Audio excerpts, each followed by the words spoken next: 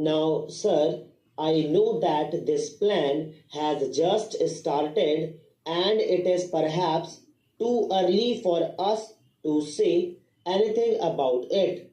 But we have before us the experience of the 9 5-year plan. Sir, we had been told that due importance would be attached not merely in words but by practical steps to the public sector. I think in this connection, it was the duty of the Honorable Minister to have explained to this House as to the steps that had been taken with a view to bringing about the kind of reorientation in favor of the public sector which was promised in his numerous statements.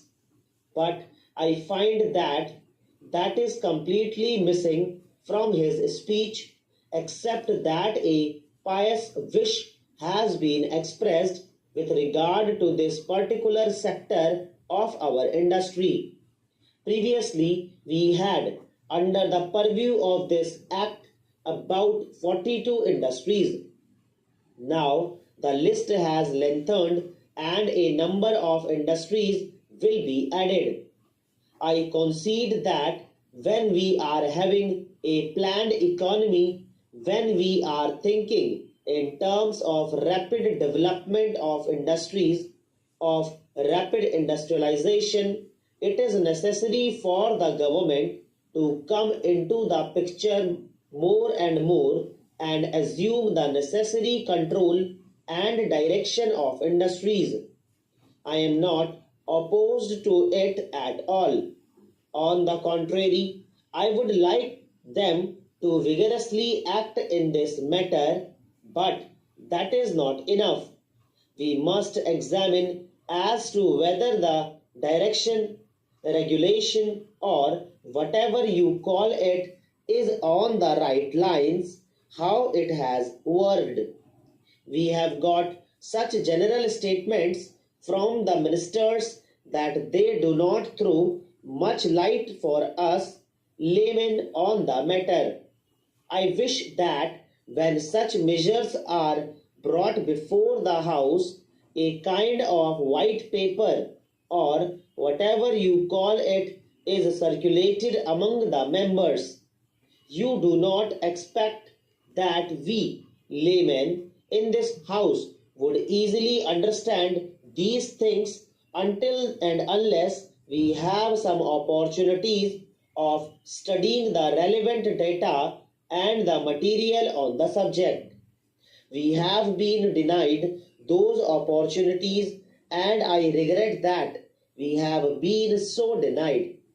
I know that in this respect, honorable members who come from big business or the business world would be in a somewhat advantageous position because they are familiar with the working of this act in a way which would enable them to speak more effectively.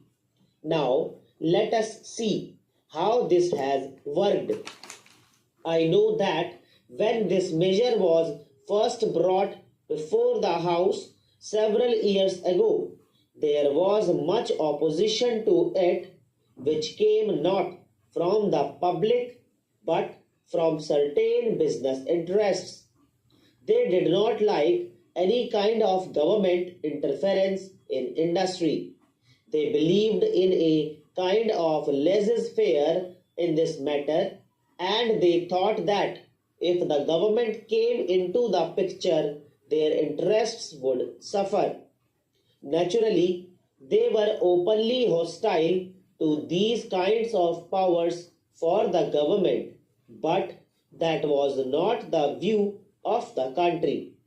I think that by and large, public opinion was in favor of government controlling industries, not the type of control that we had at the time of the World War, but a type of control which sets before itself certain objectives and as the objectives became clearer and clearer as the government pronounced itself more and more in favor of industrialization in the country.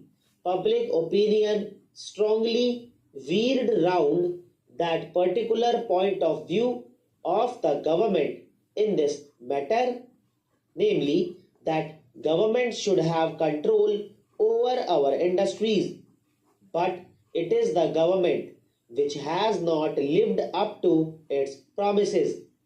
I think that in some respects they have let the people down and the expectations of the people have been belied.